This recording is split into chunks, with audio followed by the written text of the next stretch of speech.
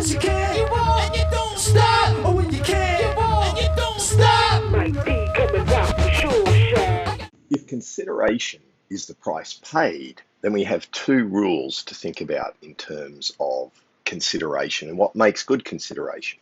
The first of those is that consideration must move from the promisee, but not necessarily to the promisor. So let's have a look at a case on that, and then we'll unpack it a little more. The case we're going to look at is Dunlop Pneumatic Tyre and Selfridge. It involves a relationship that is an element about whether you can do this these days under competition law is arguable, but it's a bit of an older case that establishes the principle when you could put these arrangements in place. So what we had was Dunlop tyres, and they sold to this wholesaler, right? I think it was Drew, and Drew then sold to Selfridge. Now, part of what Dunlop was doing was trying to maintain a price point in the market to be an exclusive product. So in both of these contracts here, there was an undertaking not to sell at a discount. A little more complicated than that, but that's the easiest way to think about it. So you're not allowed to discount the tyres. If we're going to supply you with the tyres, you're not allowed to discount it. That was a term of the contract. And of course, what did Selfridge do? Selfridge sold discounted tyres. So Dunlop now tries to sue Selfridge. Okay. Now, what you can see here, just looking visually at this, is there's kind of a contract here and a contract here. Right. So there's kind of two contracts, and Dunlop is trying to kind of skip these two contracts. That's very important to understand as to what's going on, because Dunlop could enforce the undertaking against Drew. The question is, can Dunlop enforce the undertaking against Selfridge? That's the question. Now, the core idea of consideration, right, is that both parties have got to pay a price. So what's the price that Dunlop is arguing Selfridge will pay? Well, that's the undertaking. Okay, the undertaking to not discount. So you can argue that S is undertaking not to discount the tyres. Okay, that's an obligation not to do something. Yep, that's good consideration. Now, what is Dunlop doing? Because Dunlop is now the promisee, right?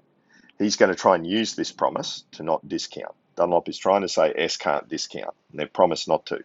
So they're the promisee. So what consideration have Dunlop provided for that undertaking? Dunlop has done nothing. Their contract is with Drew. Right? There is no consideration moving from Dunlop in this case.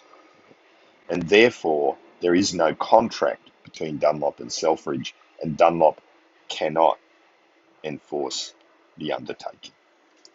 Now, for those who are really into contract, you might also notice there's another principle there that Dunlop wasn't part of the contract, so there's a privity of contract problem. But that's why Dunlop was actually trying to establish a contract between themselves and Selfridge. So the person receiving the promise must actually pay a price. Now, what's really interesting is that price doesn't actually need to be paid to the promisor. You can have an obligation or not an obligation to a third party, etc. But something must, that's why it's done in the wording of it must move from the promisee, but not necessarily to the promisor. Let me do a little diagram to help us with that. So think about this. Andy promises to give his bike to Ben if Ben will donate $50 to a charity. Okay. So Andy is promising, so he is the promisor. Ben is the target, so he's the promisee. Okay. So we've got the promisor is Andy, promisee is Ben. The consideration, this $50 for charity, moves from the promisee. Okay, so it's moving from the promisee to the charity, not to the promisor. That's good consideration, because remember, consideration must move from the promissee, but not necessarily to the promisor. It's just got to move from the promissee. That's what's happening. So we have good consideration here. That's the first rule of consideration that we need to deal with. It must move from the promissee, not necessarily to the promisor. The next thing that we've got to deal with is what is sufficient consideration, because consideration needs to be sufficient but need not be adequate. That's in our next video.